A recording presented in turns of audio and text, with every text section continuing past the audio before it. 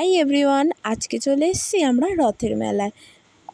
এই রথের মেলা নিয়ে অনেক ছোটোবেলায় মজার মজার স্মৃতি আছে। আর দেখো না, আজকে আসতে খুব লেট হয়ে গেছে। এখন কটা বাজে বলো তো? গেস করতে থাকো। এখন বাজে রাত 10:30। আর এই সময় আমরা নাকি এসেছি মেলায়। কি আর করা যাবে, লেট যখন হয়ে গেছে, এবার যাই মেলায় ঢুকে যাক। দেখো এখন সবাই মেলার থেকে বাড়ি ফিরছে।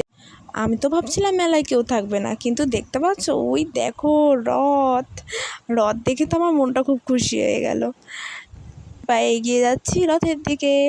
ওই দেখো যেতে যেতে আবার দেখা হয়ে গেল সানির স্কুলে একটা ফ্রেন্ডের মার সাথে। ওর থেকেই ঠাকুরের প্রসাদটা নিয়ে খাওয়া হলো। গল্প টল্প করছি করে ঠোরে। এখন সানি বাবা কোথায় যাবে? ও সানি আবার ওর পাপাকে হাত ধরে কোথায় যেন বেশ নিয়ে যাচ্ছে। কোথায় কোথায় ও ও চলে এসছে ওর গন্তব্যে। এখানে আছে বেলুন, ওর চাই এখন বেলুন। বেলুন পেয়ে তো ছেলে আমার বেশ খুশি দেখছি। সানি পাপা ওর পাপাকে নিয়ে দেখো না এখানে বেলুন ফাটাতে চলে এসছে। ও নাকি বন্দুক দিয়ে বেলুন ফাটাবে। ভালোই, বেলুন ফাটিয়ে আমরা এবার চলে এসেছি খিচুড়ি খেতে। এই খিচুড়িটা না আমার সেই লাগে, মানে পুরো অমৃতের মতো।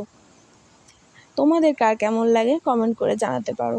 আর এই দেখো এদিকে সবাই খিচুড়ি খেয়ে পাতা টাতা ফেলে একদম যাচ্ছে তাই অবস্থা। এখন খিচুড়ি খেয়ে আমরা চলে যাব ঠাকুর দর্শনে। ওই দেখো ওখানে কি সুন্দর প্যান্ডেল করেছে। এখন সবাই তো ঠাকুর ওখানে শয়ন দেওয়া শুরু করে দিয়েছে। ঠাকুর মশাই নাকি ওদের, জানি না কি বলা হয়। দেখো কি অপূর্ব লাগছে ঠাকুরটাকে। আজকে তোমরা এই ভিডিওটা দেখতে থাকো। আর আজকের মতো টাটা।